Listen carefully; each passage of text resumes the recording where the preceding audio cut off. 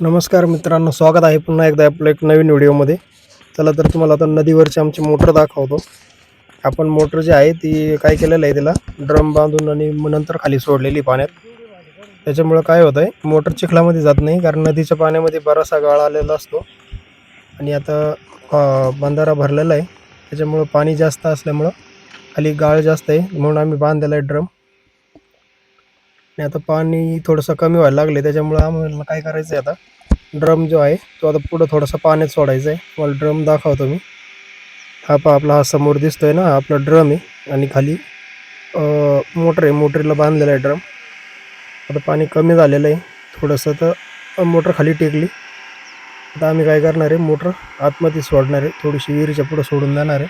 त्याच्यामुळं काय होईल, मोटर टांगती राहील आणि चिखलात जाणार नाही. कारण बऱ्याच वेळेस काय होतं, मोटर चिखलात गेली की जळण्याचे चान्सेस जास्त राहतात. ही अशी आपली मोटर आहे. हे ड्रम बांधलेला आहे 200 लिटरचा.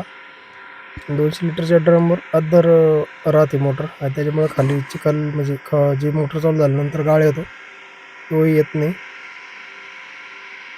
चला आता अक्षय निघाला आहे आतमध्ये, आम्ही दोघे जाणार आहे. हे पाहता आपली मोटर आम्ही काय केलं आहे, पुढं नेऊन सोडली. हे पहा एकदम नदीच्या कोपऱ्याला असं तुम्हाला थोडासा ड्रम दिसत असेल.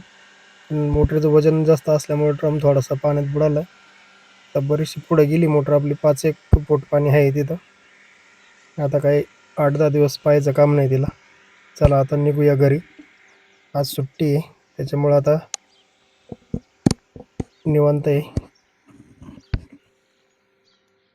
ही विहीर पाहतो, ही विहीर खूप खोल आहे, पण आता नदीला पाणी असल्यामुळे हिच्यामध्ये पाणी आहे, नाही तर उन्हाळ्यामध्ये काही राहत नाही, पूर्ण कोरडी राहते. आता कांद्याचा आणि गव्हाचा सीझन असल्यामुळं मोटर कंटिन्यू चालू आहे, कारण ऊन पण बऱ्यापैकी पडत आहे. त्याच्यामुळं पाणी पण लवकरात लवकर खाली जातं आहे विहीर याचं बंधाऱ्याचं. हे नदीमध्ये जे पाणी आहे ते लवकर खाली जातं.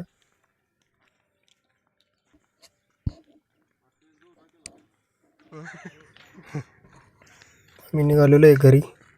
ही आपली बुलेट आहे, 350 cc बुलेट आहे.